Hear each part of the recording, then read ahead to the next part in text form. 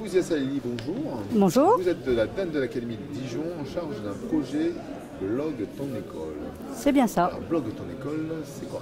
Les blogs existent toujours à l'école, il y a toujours un intérêt? Tout à fait. Il y a dans chaque établissement, il est conseillé d'avoir un média. Et c'est pour cela qu'il y a 4 ans, dans l'Académie de Dijon, nous avons souhaité créer ce concours de blog qui est ouvert à toute l'Académie de Dijon. Mais au fur et à mesure du temps, il a évolué. Maintenant, il est ouvert à nos partenaires de la Mission laïque française.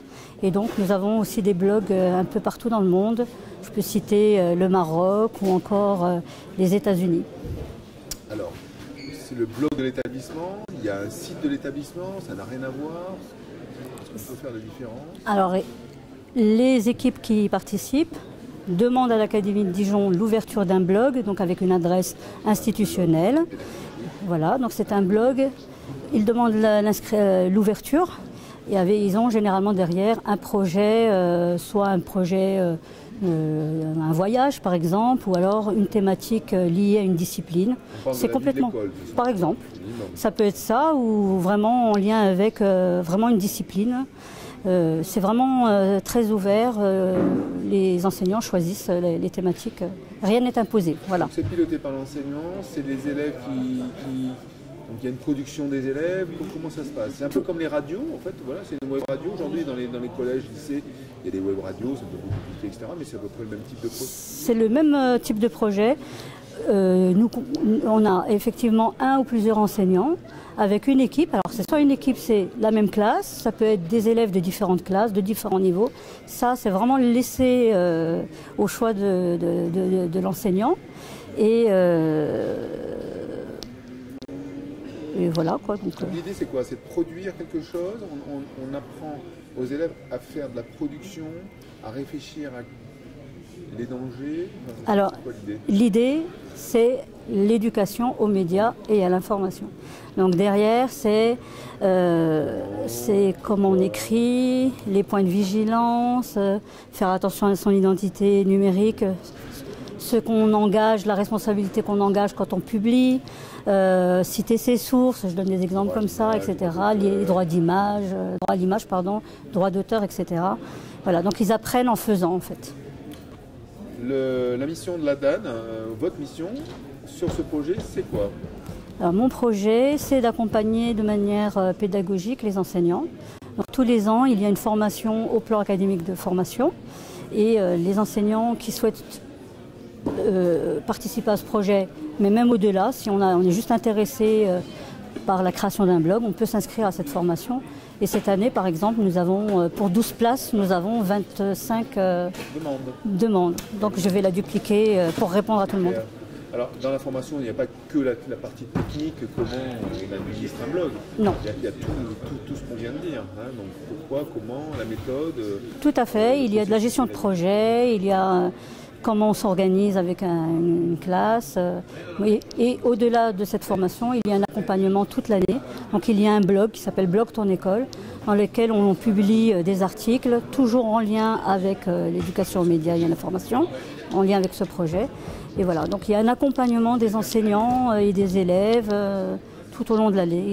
Alors aujourd'hui, vous avez combien d'écoles qui participent à l'opération Blog ton école? Il y a combien de blogs? Alors depuis sa création, j'ai regardé, on a à près de 130 blogs différents qui ont été ouverts. En 4 ans. En 4 ans d'existence. Donc là, on vient de rouvrir pour la nouvelle session. Pour l'instant, on en a une trentaine, ce qui est quand même pas mal. Et c'est ouvert jusqu'à fin décembre, les inscriptions. Et on continue à en recevoir. Alors soit ce sont des nouveaux projets, ou soit ce sont les mêmes équipes qui reviennent avec de nouvelles idées. Voilà. Alors dans l'idée ou dans la question qui me trotte, c'est depuis 4 ans, est-ce que les blogs survivent d'année en année, ou on refait de nouveaux blogs? Il y a une historie? Il y a les deux. Il y a les deux. Il y a les blogs qui se maintiennent dans la durée, ou dans lequel que l'on va enrichir avec des nouveaux projets. Pas toujours. Des fois, il y a un flambeau qui a été donné à un nouvel enseignant. Et par contre, par exemple, cette année, c'était une classe de terminale, donc forcément, normalement, si tout va bien pour eux, ils quittent le lycée. Donc ça sera une nouvelle équipe qui va prendre ce nouveau blog.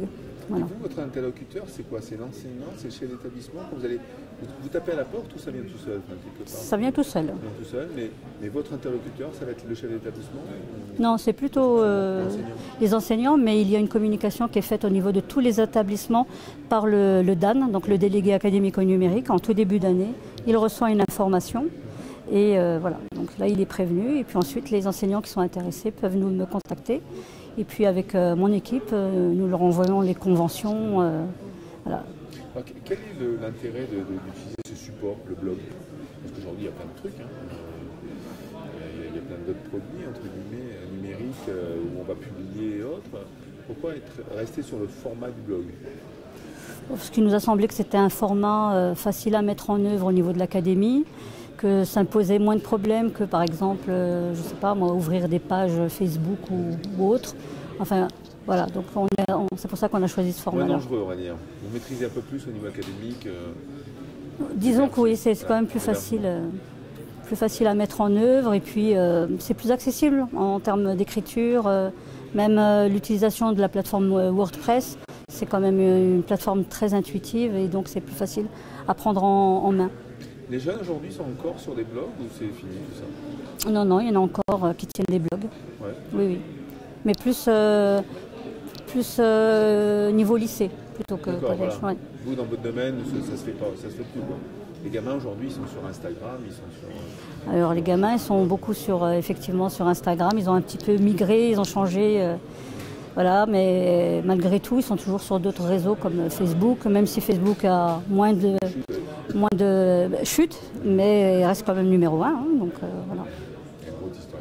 Bon, écoutez, merci beaucoup. Merci à vous. Donc, faites plein de petits blogs. Hein. Il en reste beaucoup encore à couvrir des écoles? Oh, bah oui, on peut encore en recevoir plein de petits et nouveaux. Il n'y a pas de souci. Il y a de la place dans la nurserie. Il n'y a pas de souci. Ok, bon, bah, c'est un appel, hein, direct. Hein. Oui, bah merci. Mais pour l'année prochaine, hein, parce qu'il n'y a pas trop de place dans les formations, parce que je comprends. Ah, mais moi j'ouvre. C'est pas grave. Je trouverai une solution. Entendu. C'est pas un problème. Beaucoup, en tout cas. Merci à vous.